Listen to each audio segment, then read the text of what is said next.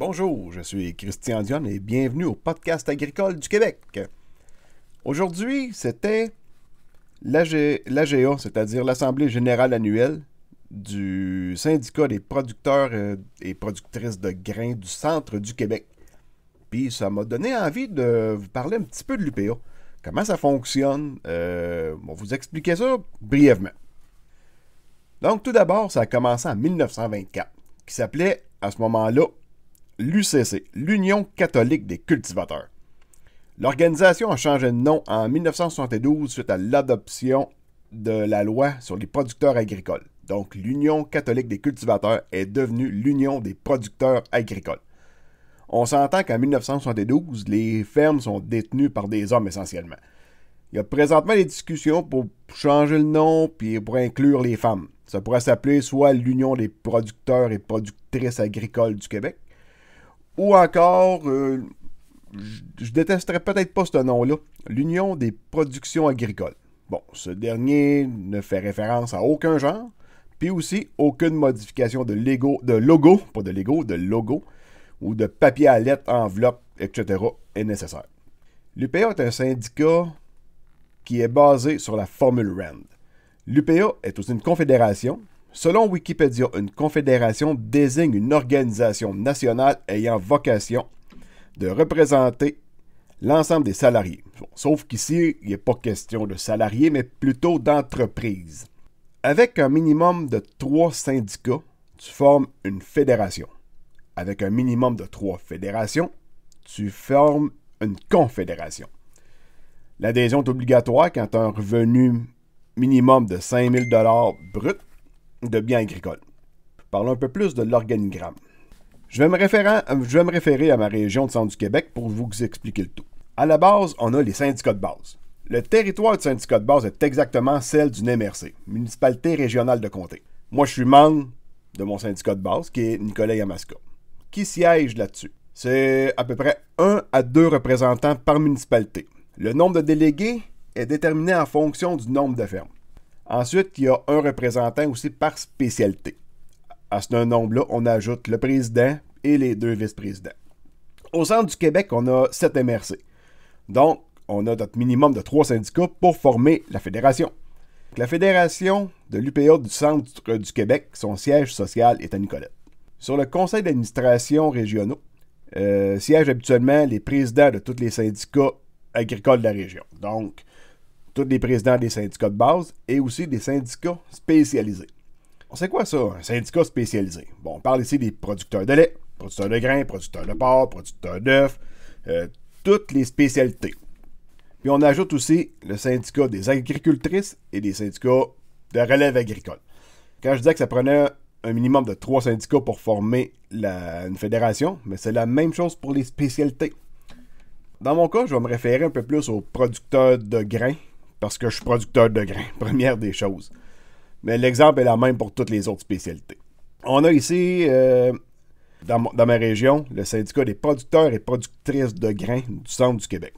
Il y a un syndicat pareil pour chaque région. Donc, avec un minimum de 3, il s'est formé la Fédération des producteurs de grains du Québec.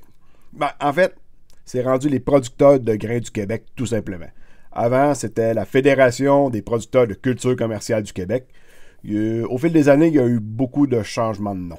Il existe aussi des syndicats provinciaux pour des spécialités un peu plus spécifiques. Par exemple, le syndicat des producteurs de semences et le syndicat des producteurs de grains biologiques du Québec.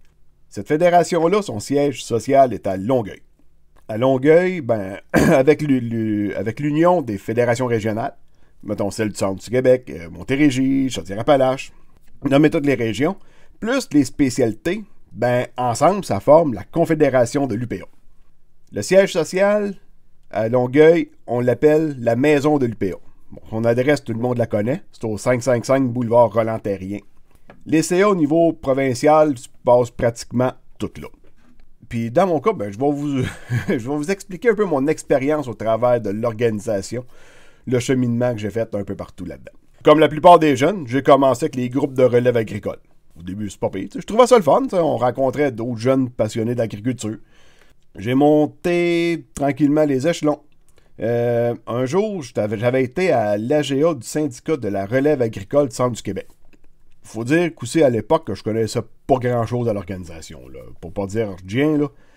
À l'AGA, bon, ça prenait des volontaires pour représenter la région au niveau provincial. Il y avait l'Assemblée générale annuelle de la FRAC, la Fédération de la relève agricole du Québec.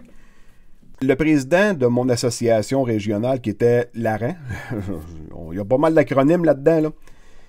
L'association de la relève agricole de Nicolette, il ne pouvait pas y aller, lui, à l'AGA. Donc, Christian, tu veux-tu y aller? Toutes tes dépenses sont payées. Wow, OK. Fait que l'hôtel t'est payé, le gaz du char t'est payé. Fait que bon, c'est bon. Fait que je prépare ma valise, puis je m'en vais, cette fois-là, ça se faisait au manoir du Lac-de-L'Âge. C'était, si je me souviens bien, en mars 2000. On s'assit dans la salle, on commence à suivre l'AGA.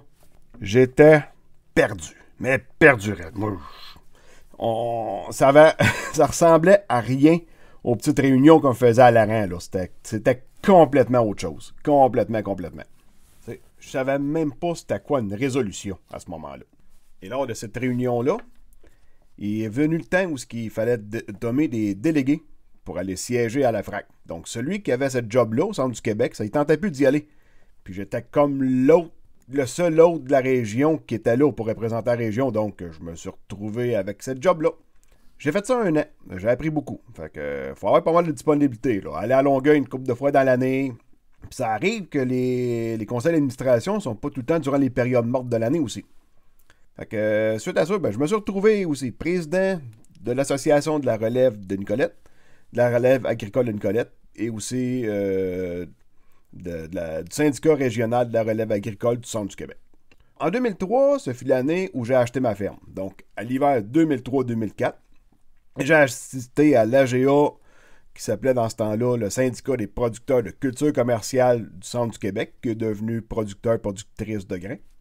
Puis, j'ai fait environ 2 ans comme administrateur avant de me retrouver avec le siège de président régional. Le président qui était là, lui, il a décidé qu'il quittait.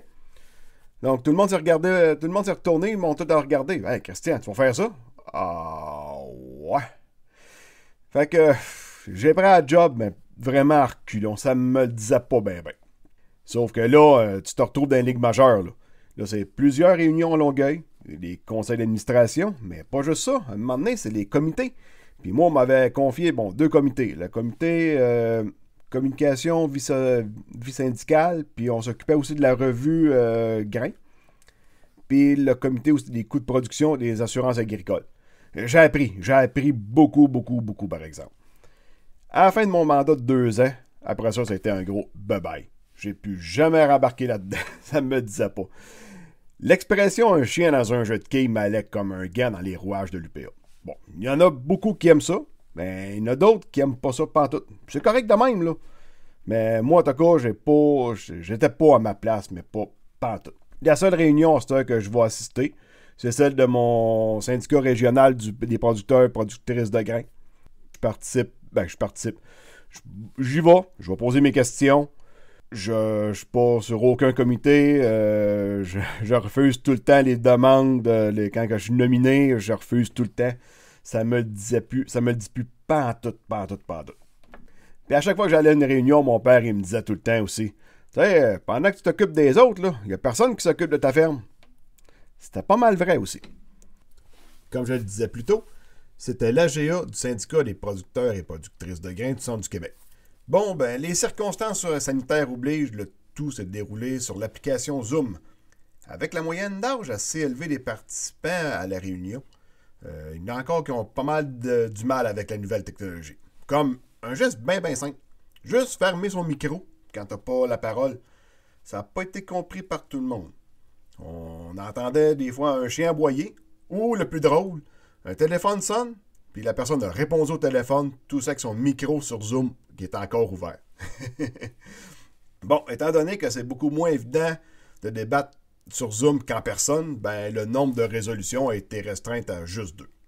Il y en avait une qui portait sur les avertisseurs de boîtes dompeuses dans le monde agricole. Le MTQ a cru bon de nous classer dans la même catégorie que le transport lourd. C'est un règlement, ça, qui fait suite à quelques percussions de viaducs avec des camions. Sauf qu'on s'entend qu'un tracteur, ça va pas à la même vitesse qu'un troc, là. Mais en tout cas. Et l'autre résolution, c'était sur les nouveaux plans de ferme de la financière agricole. Quand tu es habitué qu'une formule, des fois, il y a bien du monde qui ont de la misère avec le changement. Donc, c'était pour qu'on puisse avoir le droit de revenir avec l'ancienne forme des plans de ferme. Tu sais, on pourrait choisir quelle sorte de plan de ferme qu'on voudrait avoir. Ben, j'imagine qu'avec la technologie, c'est probablement quelque chose qui serait faisable de faire.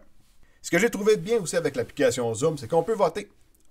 Après une résolution, il y a une fenêtre qui apparaît, on vote pour, contre, puis on clique sur soumettre. Les personnes qui sont en charge de l'application, dans le fond, soit surtout la secrétaire qui est à l'UPA, elle voit les votes se compiler tout de suite, tout le décompte se fait automatiquement. C'est unanime, majoritaire ou c'est refusé, tout est là en temps réel. Ça va super bien pour ça.